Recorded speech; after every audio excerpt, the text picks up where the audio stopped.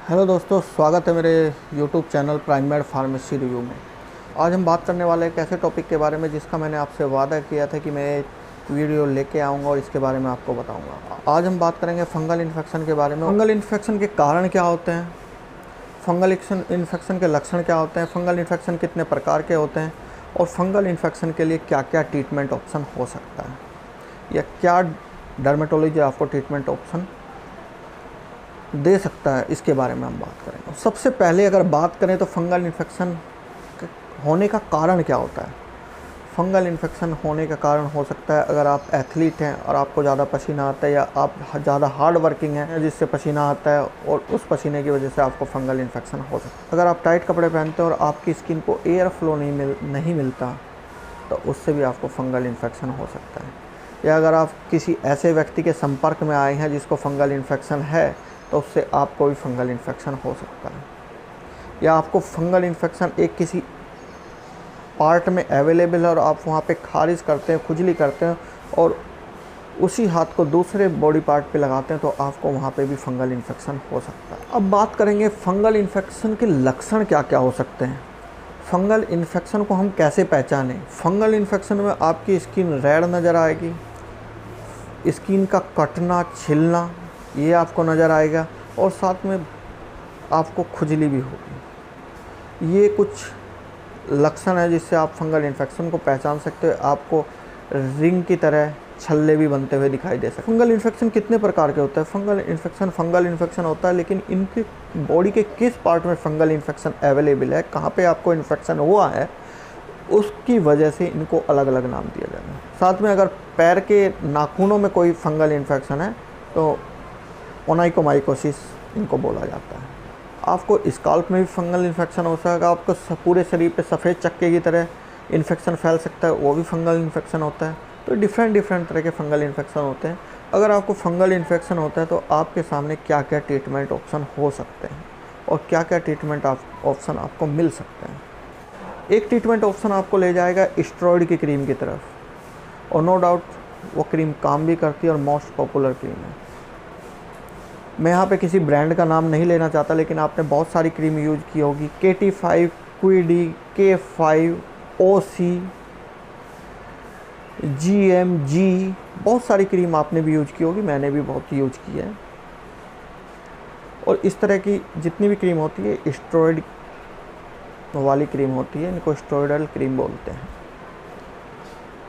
और no doubt जब आप इसको यूज़ करते हैं तो आपको 2 दिन में, 5 दिन में रिजल्ट दिख जाता है। 7 दिन बाद आपको लगता है कि मेरा फंगल इन्फेक्शन बिल्कुल समाप्त हो चुका है, बिल्कुल ख़त्म हो चुका है।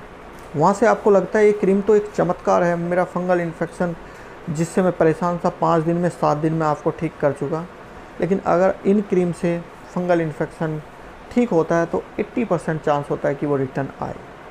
लेकिन जिन 20% का वो ठीक हो जाता है वो उस क्रीम का प्रचार करते हैं और नेक्स्ट लेवल तक उसको लेके जाते हैं कि ये क्रीम लगाइए, मैंने लगाई थी, मुझे आराम मिला, और ये ऐसे आगे बढ़ता रहता है। लेकिन जो 80% जिनको आराम नहीं हुआ, जिनको रिटर्न हुआ है, जिनको फंगल इन्फेक्शन रिटर्न हुआ है, उनको लगता है क्रीम बहुत अच्छी थी, 5 दिन में, 7 दिन में मुझे आराम हो गया, लेकिन ये रिटर्न आया, तो वो दोबारा से उसी क्रीम को लगाते हैं।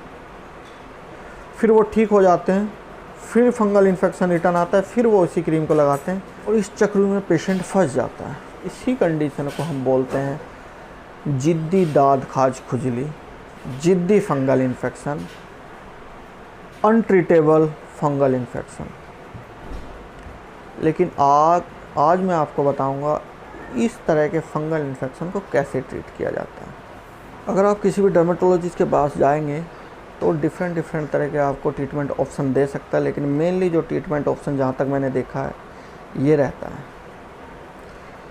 आपको सबसे पहले लेना है इट्राकोनाजोल 100 mg BD डोज में सुबह शाम 30 से 60 दिन पर। आपके सीवियरिटी के ऊपर डिपेंड करेगा 30 से 60 दिन। मैं कोई ब्रांड का नाम नहीं लूँगा, आपको इट्राकोनाजोल 100 mg लेना है BD डोज में। सेकंड जो टैबलेट आपको लेनी है वो लेनी है टर्बिनाफिन 250 mg OD डोज, दिन में एक बार रात के टाइम आप ले सकते हो।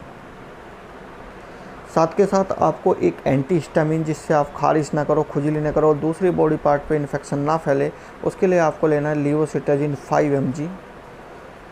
ये आप बीडी या ओडी डोज में, डिपेंड करेगा आपको खुजली कैसी है, आपको कितनी सीवियरिटी की खुजली है, उसके ऊपर डिपेंड करेगा। तो आप लीवोसिट्राजिन 5 mg ओडी और बीडी डोज में आप ले सकते हो 30 से 60 दिन के लिए।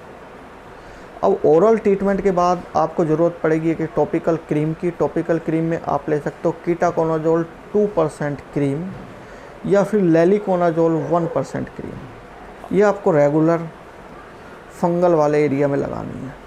और अगर आप इस ट्रीटमेंट को 30 से 60 दिन तक कंटिन्यू करते हैं तो जिद्दी से जिद्दी दाद खाज खुजली फंगल इन्फेक्शन समाप्त हो जाएगा। साथ के साथ अगर आपको ज़रूरत पड़ती है तो आप ओरली मेडिकेशन छोड़ के क्रीम को कुछ टाइम के लिए कंटिन्यू कर सकते। अगर आप मेरे चैनल प्राइमरी फार्मेसी रिव्यू पर पहली बार आए हैं तो मेरे चैनल को सब्सक्राइब कीजिए, लाइक कीजिए और बेल आइकन को हिट कीजिए। नई नई वीडियो, नई नई जानकारी, नई नई एजुकेशन आपको मिलती रहेगी। थैंक यू, धन्यवाद।